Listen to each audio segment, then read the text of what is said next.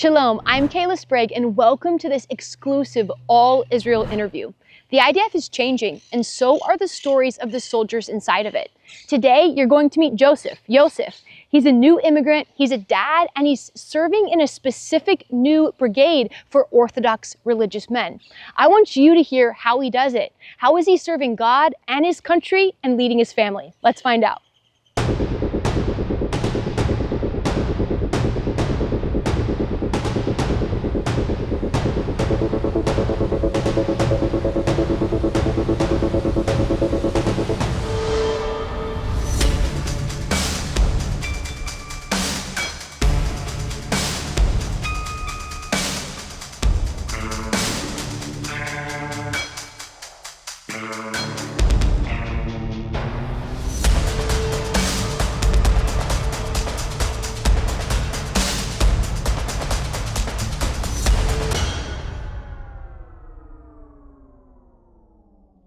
Ysef, thank you so much for agreeing to do this interview, to telling us more about your story. When I started hearing about it, I was like, I have to talk to him. I have to hear how he ended up here. And so you're a new immigrant. Tell me a little bit about yourself. First of all, thank you for having me. My name is Ysef. I made Aliyah the first time 10 years ago for the program Masa. It's a year-long program. We made Aliyah together with my wife and my son, and we converted here. We started studying Torah here in this kibbutz where we filming this interview. Wow. We had our Jewish wedding right here on this field, and wow, this is a very meaningful place for your family and your is story. meaningful. Yeah, I reborn here in this kibbutz. That's really how I feel.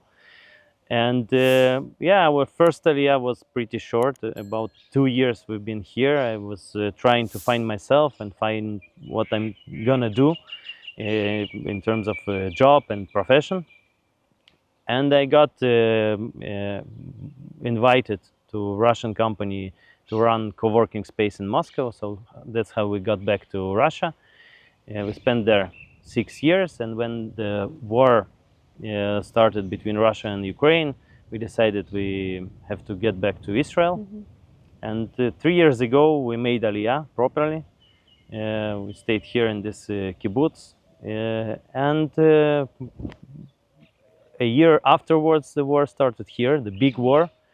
It was pretty shocking because the first time we heard the alert of bombings, and it was here in this kibbutz, not far from Gaza. It's like about 25 kilometers from Gaza.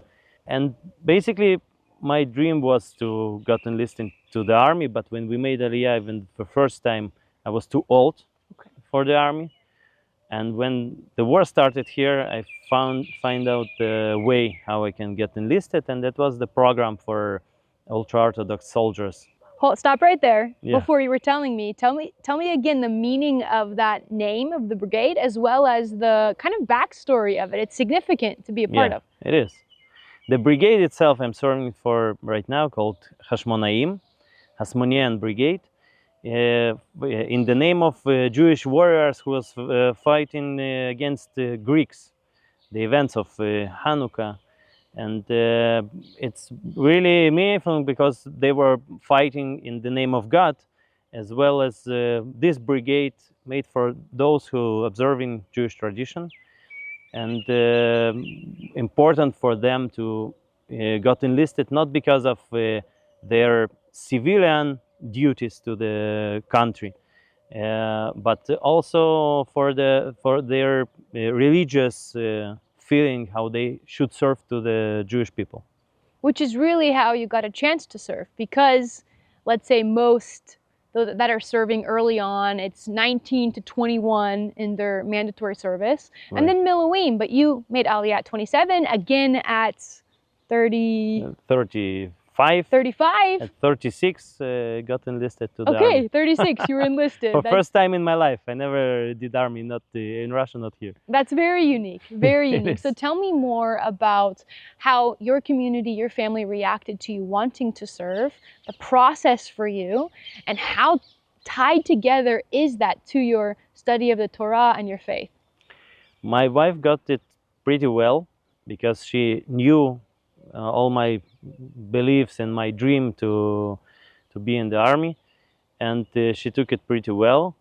For my kids, it was pretty tough because we have in our kibbutz a friend of us died in this war, and for my son, who is in the age of bar mitzvah, it was pretty tough for him to get that I'm going to the combat unit. But my wife got it well. Yeah, I think my mom didn't realize what I'm gonna do in the army, but my father is really he's grateful for me that I'm doing that. He probably would do. My parents are still in Russia, and my father wanted to make Aliyah, but he didn't. Wow. Yeah. So that's special. You're being able to carry on his name, his legacy, potentially walk in the footsteps he didn't. I'm sure that makes him proud, and it makes you grateful and proud as well. So what is it like serving in this specific brigade? Do you have the ability to observe kosher laws, study Torah, pray? Like, how have they been able to intertwine religion and faith and military duty for you?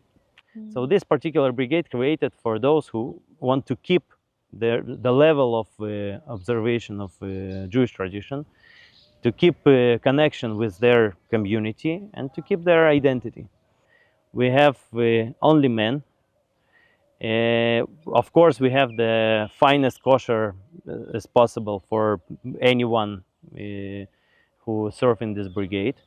Of course, we have Shabbat services, and especially for us, those who reservist soldiers, they made more possibilities to go home on Shabbat and celebrations, festivals. All of the people who were joining the brigade are religious, at least. The brigade was established just like half a year ago, and I was in the very first group joined this brigade. That's why we had less like half ultra-Orthodox soldiers and half just Orthodox, religious Zionist, all kind of. But the second group who just joined the brigade like 2 months ago, I see like much more ultra-Orthodox soldiers. Also, all kinds of Hasidim and all kinds of ultra-Orthodox, and it's really good. Yeah. I live in a religious Zionist environment in the village of religious Zionists. I was in the ultra-Orthodox community back then in Russia. That's how basically I got to ultra-Orthodox brigade. But I really want that brigade will succeed to encourage more ultra-Orthodox young people to join the army and to serve for the country.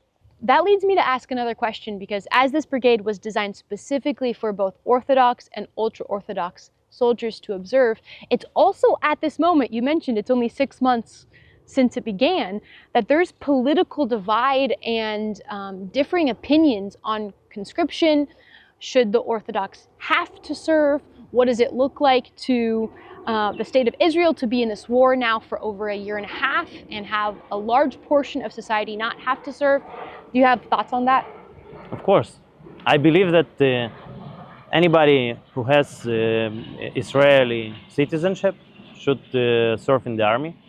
And of course, ultra-Orthodox community should also join the army. But the problem is that the army wasn't ready to get the amount of ultra-Orthodox soldiers.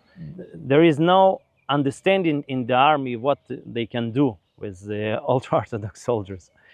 So I think the brigade Hashmonaim is the very important milestone in this path. I believe that more and more soldiers will join the army, and we can see it right now in the ceremonies. The last ceremony of Atzara, of declaration, the families of the soldiers came to the ceremony, and we saw like very beautiful young people who not in the age of the army yet, but they see their brothers, they see their fathers join the army, and it makes a difference. That representation, that Of like, course. oh, I look up to this person, I want to be like this person, Right. and this is a path that could also be for me, Great. where historically hasn't Yeah. been. That's how I feel it. You see it? This is from Gaza. I felt it and I see it.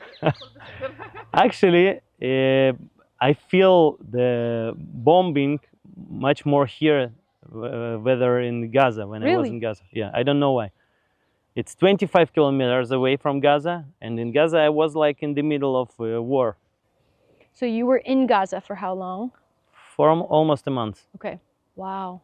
How was that as a dad, being away from your family, but also serving your country? Also, it sounds like your faith and your service of your country and your faith and you being a dad and a husband, all of that's very intertwined. So how was it for you? It was very important part of our life of our family, because like it's a decision which made by the family, not by me as a soldier, as a potential combat soldier. Like in the very beginning of the war, a friend of us, and he was actually witness on our Jewish wedding, he fall on this war. Wow. Fall down on this war, and it was pretty tough for me. And his son in the same class at school with my son, and my son saw how it's hard for his friend. Of course. And that's why for my son was the hardest time when I was in Gaza, but we made it. Why? What did you tell your family? What were the conversations about? Why is it important for you to serve? And what does that mean for your family here as a Zionist, as a religious man, as a leader of your family, and a citizen of Israel? Why is it important?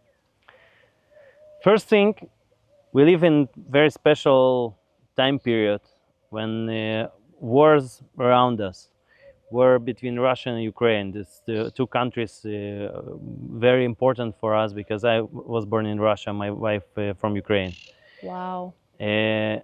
Everyone in our family actually was born in the different place. Me in Siberia, my wife in Ukraine, my son in Moscow, and our daughter here in Wow. Israel. Yeah, and then we have a war here, and you cannot ignore it because you live here, and it's like very historical moment to take an action. And the proper action for me is to serve in the army. Proper action for my wife to serve at home. And yeah, I like I had an anxiety about the wars, and the only thing was to do something with it. So I started with patrolling the kibbutz, because we really afraid about the penetration of terrorists into Very kibbutz. near. Yeah, it's pretty near. And then I wanted to volunteer to the police. They didn't accept me, and then to army. So it was really important to me to do something with all this anxiety and all this stuff. Like you can keep me, especially. I can't keep doing my daily routine and a job. Like I was all on anxiety. That's the first thing. The second thing, as I said, we made Giur. We converted to Judaism.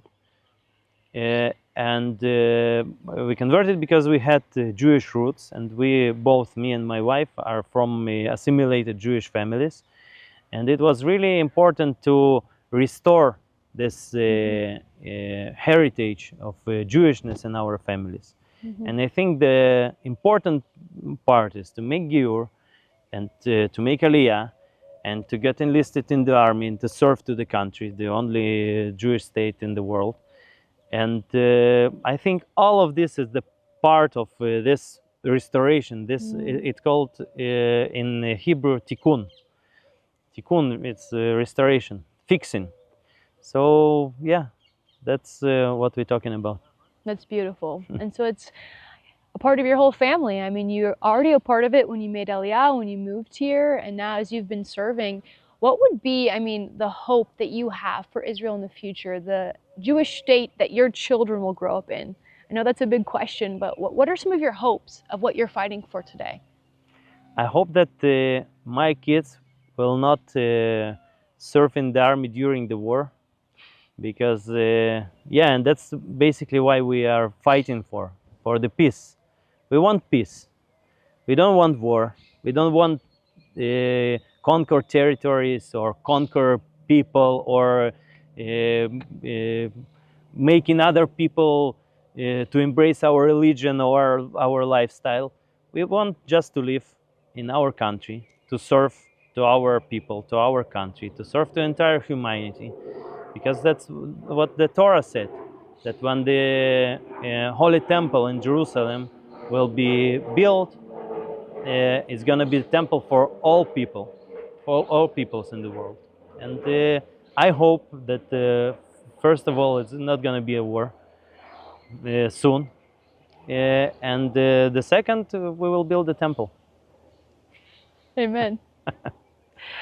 And on that same note, as you're looking at the future, and you're looking at the future of this brigade, you're looking at the future of Orthodox and ultra-Orthodox service for their country, what are your hopes there? I hope the brigade, it's just the first brigade in IDF, and I hope to see more units and more frames for ultra-Orthodox soldiers. Not only ultra-Orthodox, me as the part of Russian-speaking community in Israel, I'm trying to initiate in the army the program for Russian speakers or for new immigrants in general, who can join the army in the age of 25 plus. And yeah, I hope the army will be in the future just personal growth and sport training for young people, and it's actually is right now. But without this part of war and all not beautiful things which are coming out of it. So many of our viewers love Israel, support Israel, are Zionists at heart. If there's anything you wanted to say to people around the world that are supporting you, praying for you, what would you want to say to them right now? Yeah, I think like it's a common sense.